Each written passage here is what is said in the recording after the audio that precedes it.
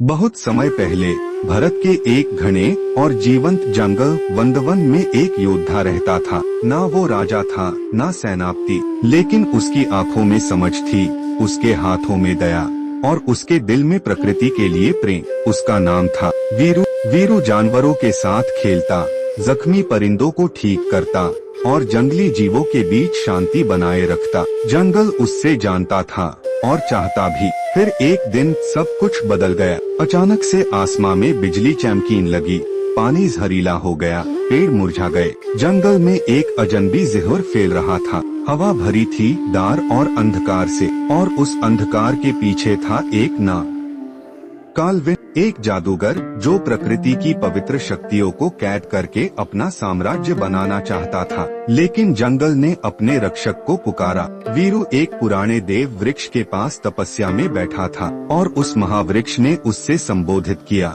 वीरू, प्रकृति तुम्हारा बाल है, जंगल तुमसे सहारा मांग रहा है। उसी पाल वीरू का रूप बदल गया। उसकी आंखों में प्रकाश, हाथों में एक चमकता हुआ त्रिशूल और शरीर के चारों ओर प्रकृति का ऑरा। अब वो सिर्फ वीरू नहीं था, अब वो था जंगल का रक्षक। उसने सभी जानवरों को एकजुट किया।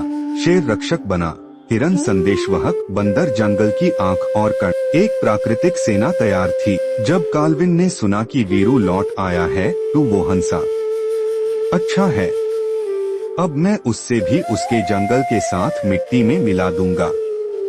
फिर हुआ वो महायुद्ध। अंधकार और प्रकृति टकराए, जानवर लड़ रहे थे, जंगल दहाड़ रहा था। वीरू काल्विन की गुफा तक जा पहुंचा, जहां एक शापित ग्रंथ अंधकार का मूल था। काल्विन चिल्लाया, ये जंगल मेरा है। लेकिन वीरू गर्जा, मैं प्रकृति का पुत्र हूँ और तू एक शैतान जिसका अंत अब लिखा जा चुका है। दोनों के बीच युद्ध हुआ। पहले वीरू कमजोर पड़ा, पर उसने ध्यान में जाकर प्रकृति से शक्ति मांगी। उसका त्रिशूल प्रकाश से भर गया और उसने काल्विन का अंत कर दिया। अंधकार छंट गया, जंगल फिर से जीवंत हो उठा। इस पृथ्वी का हर वीरू तब जगता है जब प्रकृति पुकारती है।